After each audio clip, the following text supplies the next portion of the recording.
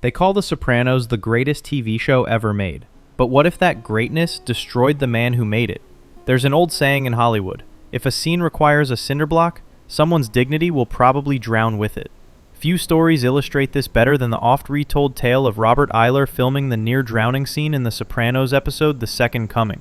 By all accounts, the young actor was repeatedly pulled underwater, tethered to a block like a sacrificial offering to the gods of authenticity.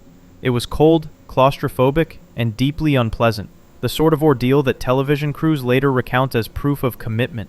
When it was finally over, Eyler was told he had to do it again. Dutifully, he returned to the pool, only to be ambushed not by a camera crew but by a standing ovation. It was all a prank, the team's way of acknowledging his endurance. Touching, perhaps, but also revealing.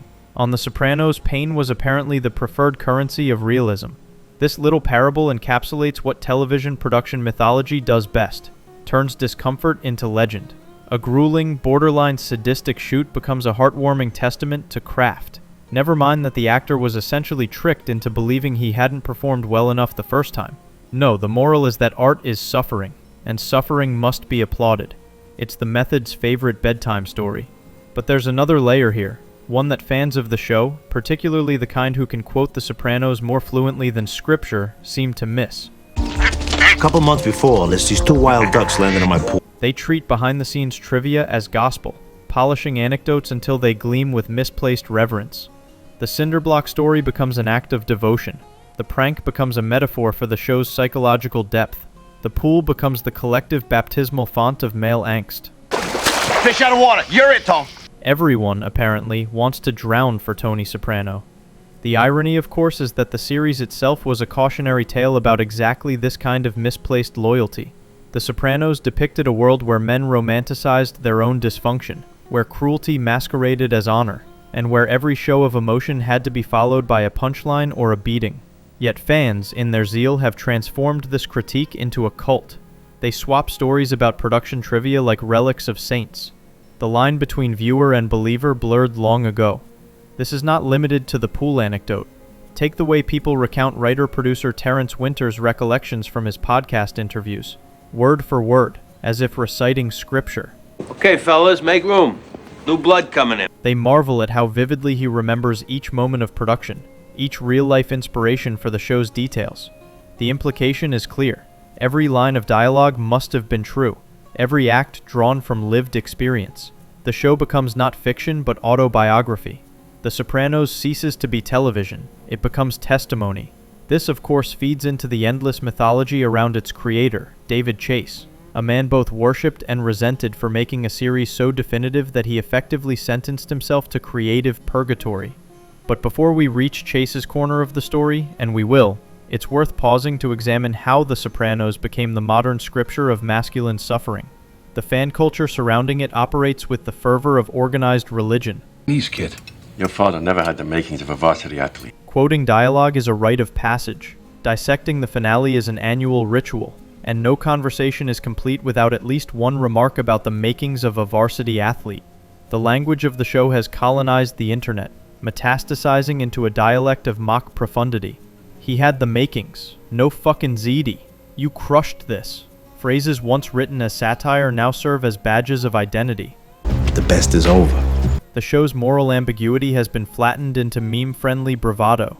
Tony Soprano, the depressed, murderous narcissist, has become a role model for men who mistake therapy scenes for leadership seminars. People use it as a crutch. And I always wonder what happened to Gary Cooper. It's a strange kind of devotion. The more the series tried to dismantle machismo, the more its audience rebuilt it. That pool scene, ostensibly about despair and self-destruction, is now remembered as a triumph of endurance. The point was that A.J. Soprano wanted to die. The legend has transformed it into proof that Robert Eyler was tough enough not to. This perverse inversion is common in fandoms of prestige television, but The Sopranos perfected it. What is it with you and this obsession with this varsity crap? It's the only show whose fans will quote lines about moral rot while embodying the exact pathology being mocked. Sometimes I get the feeling I came in at the end, Tony tells Melfi. The internet took that line, embroidered it on 1,000 digital banners, and turned it into a self-pitying mantra. Everyone's Tony now. victim and tyrant in equal measure. Even the banter around the Eiler anecdote devolves into this masculine chest-thumping. The commentary cycles through half-ironic jokes about AJ as a varsity diver, speculation about whether he could have been a Navy SEAL, and inevitable reminders that he was a dumb fuck. A young actor nearly drowned, but the takeaway is an inside joke about masculinity's futility. It's the perfect microcosm of the Sopranos' ethos, an earnest tragedy that becomes a punchline because vulnerability makes people squirm. Still, the production anecdote serves as an odd metaphor for the show's own legacy. Like Eiler in the pool, the series was dragged down repeatedly by the weight of its own brilliance, forced to submerge itself in psychological realism until every ounce of air was squeezed out. And when it finally resurfaced, the audience clapped, convinced they'd witnessed something noble. They hadn't. They'd witnessed exhaustion, masquerading as transcendence. The cult of The Sopranos thrives on this confusion. It mistakes struggle for virtue, ambiguity for profundity, and nostalgia for insight. The reverence for every minor detail, from the brand of Tony's bathrobe to the diner lighting in the finale, suggests not curiosity, but idolatry. It's not enough that the show was great. It must have been divinely ordained. Which brings us, inevitably, to David Chase, the reluctant prophet of this secular religion. Before the myth of Chase the tortured auteur, there was simply a television writer who'd spent decades chafing against the medium's limitations. When he created The Sopranos, he turned that resentment into art. The show's brilliance lay in its contempt, for the audience's expectations, for television conventions, even for its own characters. Chase didn't want to make comfort food for TV viewers. He wanted to poison the well, and yet, ironically, that poison became the elixir of an entire generation of prestige television. The Robert Eiler anecdote, revisited with this lens, becomes a kind of allegory for Chase's own relationship with his creation. He too was dragged into the depths by the weight of his own making, convinced he hadn't quite got it, only to be pulled back up by a chorus of applause he didn't particularly want. The crew in his story is the audience in ours, demanding another take, another explanation, another masterpiece. The joke, in both cases, is that the applause never stops, and the artist never really dries off. It's telling that even in casual conversations about The Sopranos, the tone often devolves into performative one-upmanship. Who remembers the most obscure line? Who can quote the dialogue with perfect cadence? Who knows which minor actor appeared in both Goodfellas and Casino? The fandom has turned into a verbal arm wrestling match, a contest of who can be the most authentically inauthentic. And yet, for all the irony, it's hard not to marvel at the show's gravitational pull. It remains one of the few cultural artifacts that can unite cynics and romantics in equal measure. People who understand that its genius lay not in glamorizing mob life, but in stripping it bare. The problem is that the stripping never stops. 20 years later, the same audience still circles the carcass, looking for new meaning in the bones. The pool anecdote endures because it captures everything both noble and absurd about the Sopranos mythos. The fetishization of suffering, the blurred line between sincerity and mockery, and the perpetual applause for endurance mistaken for artistry. It's not just a story about a young actor proving his mettle. It's about a culture that confuses torment with talent, and nostalgia with depth. And so the applause continues. The show ended, the water drained, the cameras stopped rolling, but the myth refuses to die. Somewhere in the collective imagination, Robert Eiler is still underwater. David Chase is still pacing behind the monitor, and the audience is still shouting for one more take, because the shot, in their minds, is never quite perfect. David Chase occupies a peculiar place in American culture, a man who made a show so good that it permanently ruined his career. Every decade produces one such figure, a creative whose masterpiece becomes so all-consuming that it devours the rest of his output. For Chase, The Sopranos was both coronation and execution. After 6 seasons of genius, there was nowhere left to go but sideways. The man never pretended to be a television evangelist. In fact, he loathed the medium. Chase spent years in the network trenches, writing for series he considered mechanical, derivative, and beneath his abilities. He wanted to make films, self-contained, cinematic works that didn't have to pause for commercials or ratings. When HBO offered him carte blanche to make whatever he wanted, he created The Sopranos not as an homage to television, but as its refutation. No tidy act breaks, no moral lessons, no cozy resolutions. Just human corrosion, framed with filmic precision. Then it became the most important television show ever made. That's the cosmic joke. The man who wanted to escape television created the show that made television respectable. Chase's supposed triumph is also his eternal punishment. Ever since, audiences have expected him to conjure another thunderclap of cultural meaning, as though masterpieces were renewable resources. It's good to be in something from the ground floor. He made the defining story of middle-class nihilism in America. Now they want a sequel about the leftovers. His attempts since then have been treated with the kind of skepticism usually reserved for rock bands releasing albums after their drummer dies. Not Fade Away, 2012, was a thoughtful, melancholy film about youth and music, essentially The Sopranos without the murder, but it landed softly, dismissed as interesting rather than essential.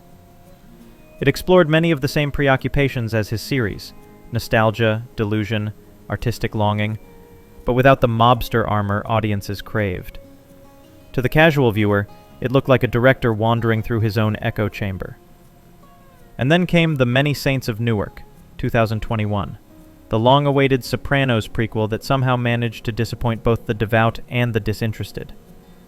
The film was never supposed to be a mob movie at all. Chase originally envisioned a drama about the Newark riots and racial tension in the late 1960s. The studio, smelling nostalgia and subscriber numbers, insisted it be tied to The Sopranos.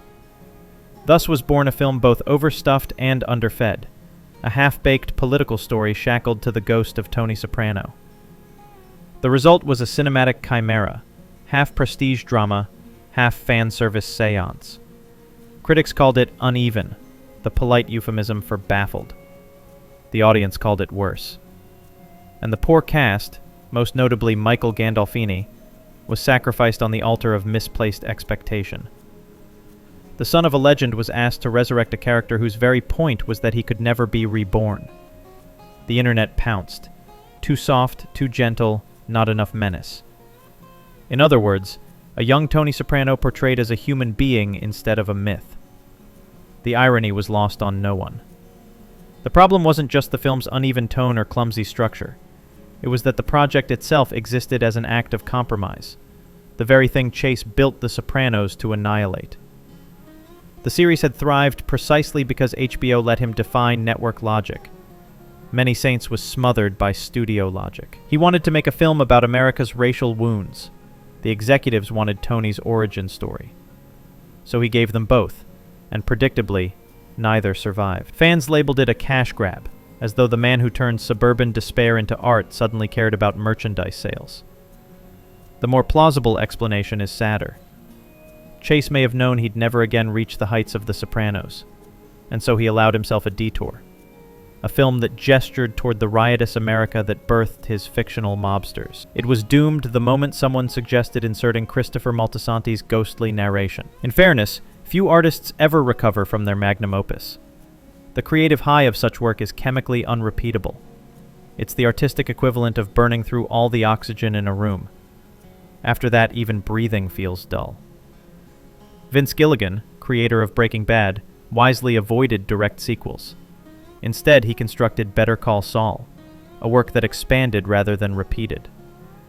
David Simon, of The Wire, reinvented himself every few years with Treme or The Deuce. Chase, by contrast, never wanted a second act. He made the show he'd always wanted to make, and then had the bad luck of making it perfect. And perfection is a prison. Once an artist achieves it, every subsequent effort is judged not on its own merits, but on its distance from the myth. The public stops asking, is it good, and starts asking, is it as good? It's a question no one can answer without losing. Chase could direct Citizen Kane 2 and people would still say, it's no Sopranos. Compounding the tragedy is the nature of television itself. When The Sopranos aired, television was in the midst of its own renaissance, a time when long-form storytelling still felt revolutionary. Today, prestige TV is an industrial complex. Every network has its brooding anti-hero, its slow-burn ensemble, its symbolically loaded finale. What was once shocking has become a template. Chase could return with the most brilliant idea of his life and it would still be dismissed as more of the same. The world caught up to his innovation and then flattened it into formula. There is, however, something poetic about Chase's predicament. His career mirrors that of his protagonist. Both men succeeded beyond their wildest ambitions and then discovered that success itself was the trap. Tony Soprano spent 6 seasons suffocating under the weight of his own empire. David Chase has spent 2 decades suffocating under the weight of his own legacy. Each wanted freedom. Each got applause instead. The debates around The Many Saints of Newark illustrate the point. Fans argued endlessly about casting, tone, and writing, as though this prequel were a sacred text whose deviations must be catalogued like heresy. Louis Brazzi sleeps with the fishes. They bickered over whether young Tony was believably tough, whether Silvio's wig was historically accurate, whether the Newark riots distracted from the mob plot, whether the narration ruined the mystery. The film's failure to please anyone became proof not of incompetence but of sacrilege. It's telling that these same critics hold The Sopranos to an equally impossible standard. Tony watches Godfather 2. They analyze its pilot as if it were a Dead Sea Scroll, complaining about the sitcom-style direction or the too obvious Goodfellas influence, without realizing that the rawness is precisely what made it revolutionary. Do you feel depressed? The pilot was messy, uneven, even cheesy, but it also contained every theme the series would later refine. America's decline, masculinity's performance, the silent terror of self-awareness. We still have time and we're doing good work. Great art rarely begins pretty. The genius lies in the growth. Chase's collaborators understood this. Terrence Winter, Matthew Weiner, Robin Greene, Mitchell Burgess, the writers who helped transform The Sopranos into mythology, were not disciples but equals. The magic of the show was that it wasn't the product of a single mind but a hive of fiercely intelligent ones. Yet fandom insists on the myth of the solitary genius, the tortured auteur who single-handedly remade television. The truth is less romantic. The Sopranos was a rare convergence of extraordinary talent, luck, and timing. Luck, however, doesn't sit well with devotees. They prefer the myth of divine creation, because that myth absolves them from understanding how art actually happens. And so they treat The Sopranos as a singular miracle, rather than what it was, the result of 100 brilliant decisions and 1,000 arguments in a writer's room. The cult of Chase demands he repeat that miracle alone, from scratch at 80 years old. When he doesn't, they call him washed up. Perhaps the simplest answer to the question, why hasn't David Chase made another masterpiece, is also the least dramatic. He's old, rich, and finished. He said everything he wanted to say, and unlike his protagonist, he recognized the value of walking away. After decades of studio interference, the man finally has the money and freedom to do nothing. And nothing, for once, is a valid artistic choice. Yet even in silence, the myth persists. Every rumor of a new HBO series sparks speculation. His upcoming project, reportedly about the CIA's MKUltra experiments, has already been hailed by fans as the next Sopranos. Because of course it must be. Everything Chase touches must now be compared to the thing that ruined him. The audience cannot allow him peace. They must drag him back into the pool for one more take. It's easy to romanticize creative suffering when one isn't the sufferer. Chase's fans talk about him as though he were a tragic Shakespearean figure, an artist undone by his own brilliance. In truth, he may be one of the few who escaped with his sanity. He made his magnum opus, accepted the applause, and declined to repeat the performance. That's not tragedy. It's wisdom. The real tragedy belongs to the audience. They cannot let go. They dissect The Many Saints of Newark not as a film but as a betrayal. They debate every rumor of new projects like children hoping their estranged parents will reconcile. They measure every other show, Mad Men, Breaking Bad, The Wire, against The Sopranos, as though television were a high school ranking board and Chase still the undefeated champion. It's not enough that he created greatness. He must live inside it forever. What they fail to see is that The Sopranos was never about triumph. It was about the futility of repetition, the endless cycle of self-destruction masquerading as progress. Tony kept returning to therapy to learn the same lessons he'd ignore by dinner. Chase's refusal to replicate his own success is, in a sense, the only truly Sopranos ending possible. He refused the cycle. He chose silence over self-parody. And maybe that's the final irony. The only act left for a man who made a show about the absurdity of wanting more is to stop giving it. The final scene of The Sopranos has been analyzed so obsessively that it's no longer a television moment. It's an archaeological site. Every few months, a new generation of viewers discovers the series, reaches that silent cut to black, and erupts in existential confusion. My TV must have glitched. Was he shot? Who did it? What does it mean? The same questions rise, word for word, like ghosts from an old burial ground. They know, but they don't know. It's remarkable that a series built entirely on ambiguity ended with its most ambiguous moment, and yet continues to frustrate people who claim to understand it. The Sopranos taught viewers that life rarely provides neat conclusions. But when the screen actually went black, they demanded one. Tony Soprano spent 6 seasons chasing control. The audience spent the next 2 decades doing the same. The scene itself is deceptively simple. Tony sits with his family in a New Jersey diner. Journey's Don't Stop Believin' plays on the jukebox. Meadow struggles to parallel park. Strangers enter and leave. The camera alternates between Tony's point of view and the surrounding bustle. Then, nothing. Silence. Black. End of story. Except it wasn't the end. Not for anyone watching. Within seconds, the finale became a Rorschach test for every variety of certainty and insecurity.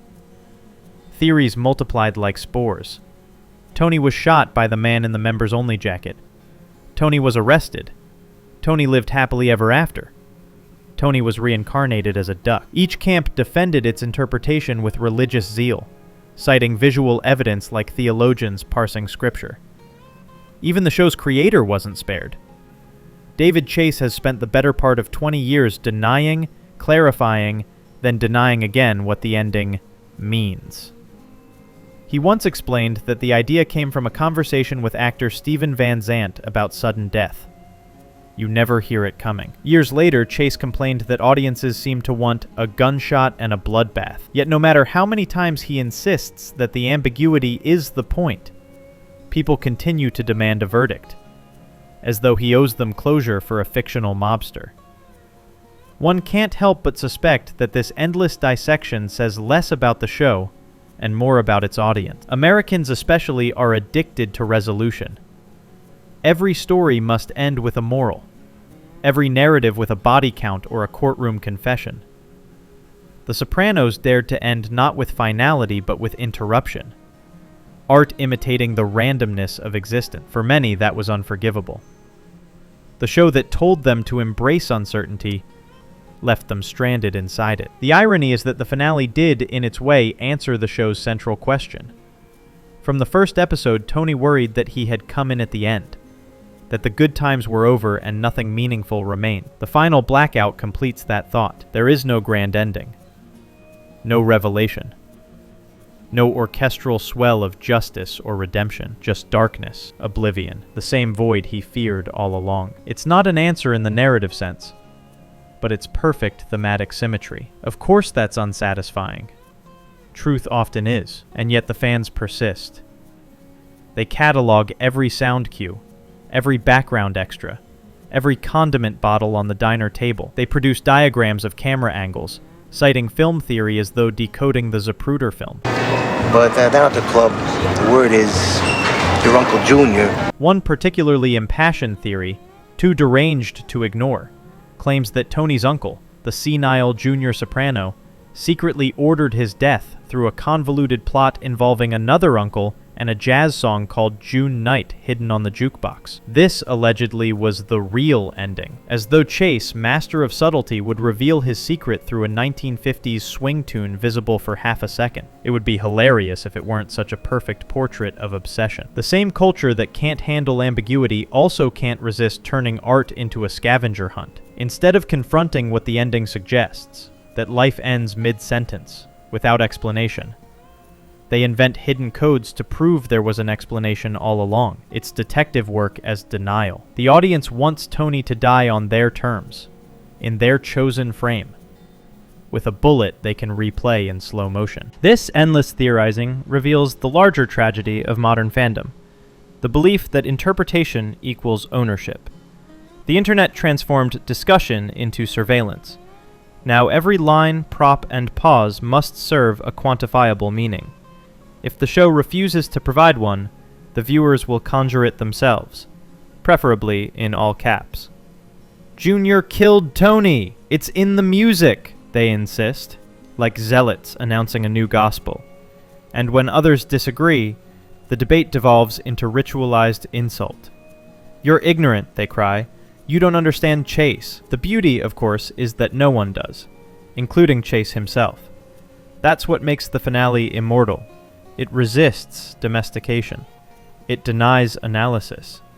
It exists in a permanent state of suspension, like the moment before a car crash when time dilates and everything feels both infinite and fleeting. That's what the cut to black captured. Not Tony's death, but ours, the audience's, ripped out of the story with no warning. The screen didn't go black for Tony, it went black for us. Still, the debates rage on, fueled by the same masochistic devotion that has always surrounded The Sopranos. For these fans, the show isn't just television. It's an identity. Admitting the ending can't be solved would mean surrendering a 20-year hobby. So they continue to litigate it, using the language of the show to insult each other like mobsters in a group therapy session. "You just revealed your own ignorance. Discontinue the lithium. You didn't have the makings." It's performance art, really. Cosplay for the chronically online. This mania would amuse Tony himself. After all, he spent 6 seasons surrounded by men who couldn't let go of the past, who re-fought the same battles because they were too frightened to evolve. Now his audience does the same, replaying the diner scene in endless variations, terrified to accept that it's over. They are, in essence, living the very pathology the show diagnosed. And yet, for all the absurdity, there's something touching about this endless fascination. It speaks to the show's emotional gravity, its ability to feel alive long after it ended. No one argues for 2 decades about the finale of CSI. The black screen endures because it evokes something primal. The fear of sudden disappearance, of unfinished business, of not getting to say goodbye. It's not intellectual torment, it's existential. The great trick of The Sopranos finale is that it weaponized form itself. In cutting to black, Chase turned the viewer's own expectations into the final punchline. For years, audiences had anticipated the inevitable, Tony getting shot in some operatic blaze of irony. Instead, Chase gave them the gunshot's absence. The void became the violence. It was, in its way, the most honest ending television had ever seen. That honesty is precisely what modern entertainment avoids. Streaming platforms now guarantee closure. Post-credit scenes, prequels, spin-offs, algorithmically mandated epilogues. The Sopranos refused all that, ending with a void that no sequel could fill. Even The Many Saints of Newark, with its forced nostalgia, couldn't reopen that wound. The black screen remains absolute. Every attempt to explain it only underscores its defiance. Still, one wonders what this fixation reveals about us. Perhaps we've lost the ability to let stories end. In an era of perpetual content, silence feels offensive. We demand more episodes, more answers, more certainty. Ambiguity is treated as betrayal. Chase's finale, by contrast, demanded maturity, an acceptance that stories, like lives, stop mid-conversation. And that's what drives people mad. They can't forgive a show for treating them like adults. They would rather invent Baroque theories about jazz songs and secret assassins than face the simplest truth of all. The story ended because it had to. There's also a strange poetry to the idea that the final mystery of The Sopranos isn't Tony's fate, but our own inability to move on. The black screen functions like a mirror. Every time a viewer replays it, hoping for clarity, they see their own reflection in the darkness. They're not asking what happened to Tony. They're asking what happens to them when the story stops. The answer, of course, is nothing. Silent, oblivion, roll credit. In the end, the show's real legacy isn't the mob or the therapy or even the writing. It's that refusal to reassure. The Sopranos was a masterpiece of discomfort, a 6-season argument against neatness. The final scene merely completed the sentence it had been writing all along. Life doesn't end with catharsis, it ends with interruption. The rest is projection. Still, it's almost endearing that somewhere, right now, someone is writing a new theory. Perhaps in their version, Meadow pulls out a gun, or Carmela, or the waiter. Maybe the jukebox was bugged by the FBI. Maybe Tony became a witness protection suburban dad. Maybe, as one particularly inventive theorist insists, the whole series was his coma dream after being shot in Season 6. The possibilities are infinite precisely because Chase took them all away. That's the genius. The finale is not a mystery to be solved, but a mirror reflecting our inability to accept what can't be solved. The moment we stop arguing about it, it dies. And so we don't. We keep it alive through perpetual debate, which is its own form of immortality. The show that killed its protagonist, or didn't, ensured its own survival by killing our sense of closure. So let the theories continue. Let the diners fill with spectral strangers. Let the song play again. Somewhere, Tony looks up, the bell rings, and we lean forward, waiting for a sound that will never come. The greatest trick Chase ever pulled wasn't convincing us Tony lived or died. It was convincing us that it mattered. You never hear it coming. Except this. Subscribe.